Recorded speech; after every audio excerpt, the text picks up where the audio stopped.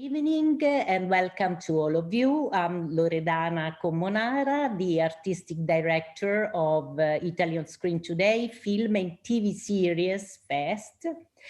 It's a great honor for me to introduce our special guest, Saverio Costanzo. Hello, Saverio. Hello, Loredana.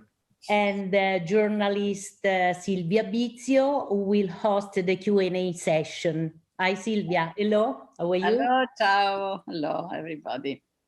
So we have an online connection to the audience of Italian Screen Today, a festival that has been promoting the best Italian film production for 5 years now. And as of this year, the TV series too.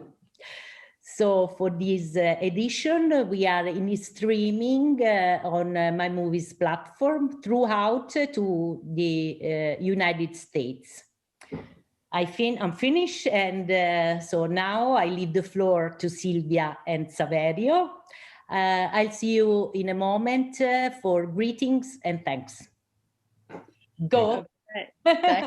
Thank you, Loredana, and welcome, Saverio. And this this is very exciting because not only this is the first year that Italy on Screen New York is presenting television series from Italy, but we're also starting with a TV series which is very special, My Brilliant Friend, which has now reached its second edition, because it was the first time with your series, Saverio, of which you are the creator, that HBO has made, if I'm not mistaken, a series in a foreign language and marked and signed as HBO.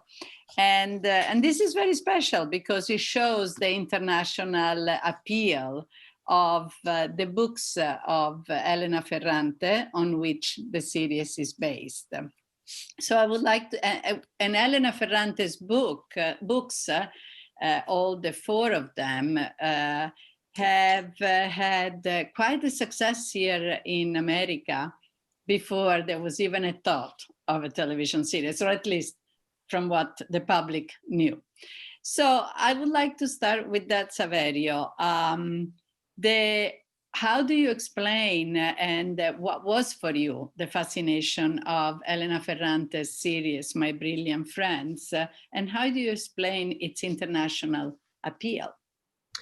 I ask myself many times, I mean, the first time I read the quartet, the four novels, I was very impressed. I used to be a big fan of Elena Ferrante since the first book. I tried for cinema to bring on screen her third book, which was the Obscure Child, which is the film that now Maggie Gyllenhaal is making for cinema. So once I read the quartet, I was captivated by the narrative and the characters and whatever happened in this book. I mean, is a kind of experience and happened not very often reading a contemporary novel. So I wasn't really expecting myself to be the director and creator of the TV series. And one day I received a phone call from the publisher that is telling me that Elena Ferrante asked for me to bring it on screen. So I was, wow, very impressed. And I reread the novel as a director now with a different point of view to the reader's one. And I found it so incredibly intriguing for a director, and I cannot answer which was the reason why it was so appealing for the world, but I know why it was appealing for me, because I felt myself, Lila and Elena. I mean, I felt the struggle they live, the experience they had, even if they are women, first of all. There is no difference for me. I mean, I was really emphasizing with them, like I'm a woman as well. They are coming from the 50s. I was born in the 75, so I have nothing to do with that generation, but again, I felt myself in their shoes, and I felt like, you know, very a kind of emotional roller coaster from the beginning to the really end. So maybe the appeal is because it's a very good book, you know, with very consistent characters, with a lot of, you know, turning point, with a lot of emotional coming through the characters, and like me, many others readers around the world, millions of readers felt the same. So I believe, I mean, Elena Ferrante is really a great writer. I mean, a great narrator. Is an enormous talent. And of course, the books, you know, which we are reminding our audiences, it's just like the series. It's a quartet, like you say. It's 4 books that follow the story, through the story and the friendship also of these 2 women, since they're literally children until they're grown up and older women. They also follow the history of a lot of what happens in Italy. So, you know, Italian history is seen through their eyes. And I found that also very interesting. Yeah, and this is really the point, because the best way to tell the history of a country is through the eyes of the characters. And if you think, and I really deeply, I mean, I work deeply on the books, so I can tell whatever happened is really experienced by the narrative. The thing that whatever they experience, you feel in the background there is a bigger history going on, but you can read and understand whatever happens on the background, even if you are, I mean, from abroad, because you are living it through their experience, and that makes the biggest difference. And this is a miracle in somehow, because the ambition for every writer, I'm sure, is to tell not just the story of the characters they're writing about, but also the bigger story, the bigger history that is surrounding, that is going through their life, but succeeding on that, and succeeding in about 2,500 pages. So it's a miracle, and she did succeed on that miracle, in my opinion. What were the biggest challenges for you in transforming the books into screenplays that can work? Did you have to cut out a lot, add? Tell us a little bit about the process, and also the books are 4 specific titles for, you know, 4 different periods in these women's lives. We saw what's happening in the 1st and 2nd season of the television series. Are the other seasons following the books pretty much? Yeah, they did follow. I mean, we did follow the books, because once you have such a solid material to work on, it's much easier, I have to say, to make a screen adaptation. Of course, we had to cut some scenes or some, you know, lines for characters, because they are many. But the biggest challenge for me was to try to transfer the same kind of density that Elena Ferrante had on the writing. So Elena Ferrante is like if she writes something, but there are so many meanings hidden inside that scene. And the biggest challenge is to give to all of that meanings a kind of light, even for the viewers. because reading a book in somehow is a much deeper experience for many reasons, because it's more intimate. I mean, you and the book are by yourself. The voice that is reading is yours. For a screen adaptation, sometimes you know you're gonna make something that is more superficial sometimes. So my biggest challenge was to try to just let all these meanings hidden in the scenes, in the pages, coming to light. And just because I work with very great actors, and we had a very, you know, great team around me, if we succeed is because of them, and because of Ferrante, of course. And Ferrante. How was the production impacted by the last 9 months that we have lived through? Season 2 was already finished shooting. Season 2 was already finished. Season 3 is about, I mean, they just start shooting. I'm not going to be the director and creator of season 3. I just asked the production and Ferrante for a pause, for a break, because I spent the last 5 years just working on that, and I felt that it was, you know, I was a bit tired, but not of the characters, because I was, you know, I was enjoying being with them and really hanging out in somehow with Lila and Lenu, but just because I felt that, you know, artistically, I believe that giving the chance to somebody else to explore and to experience and to express himself was something worth it for the series itself. So, but I brought with Elena Ferrante the 3rd series, so it's gonna be, I believe it's going to be shown worldwide in the February 2001, sorry. 21, yeah. Next year. Yeah. Oh, so it's already shot, shooting no, they just start shooting. They just started. They so they're like, fast. No, 2002 then, so 22. I believe. Okay. Or autumn, next autumn. I have, you know, I cannot be precise because I'm not, you know, taking care of it. Right.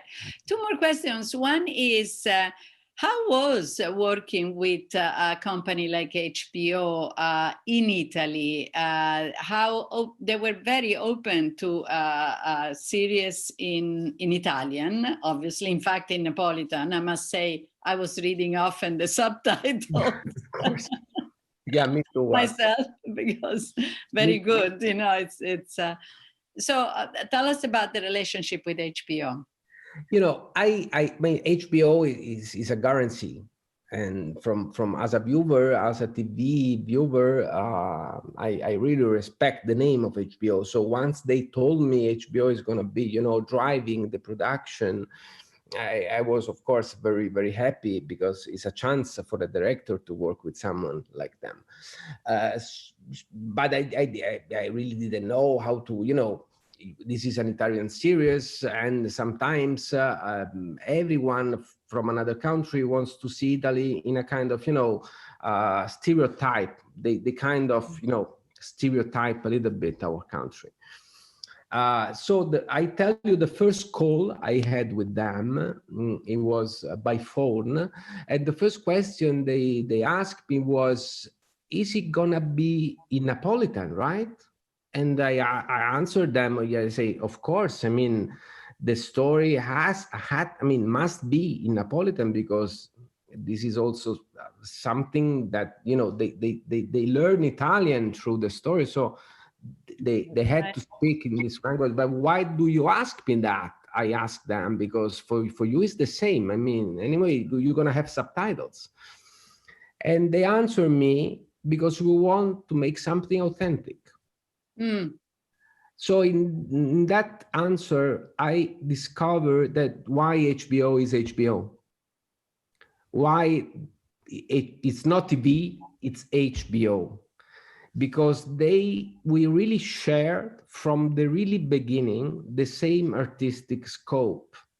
We want to make something which was closer to cinema in somehow than to television, in terms of, you know, of like the television we used to see, which is not HBO, of course. And so I felt really at home in somehow. I felt that with these guys, I could really share everything that happened, that came to my mind. And from that moment, they really let me do my job with a lot of freedom.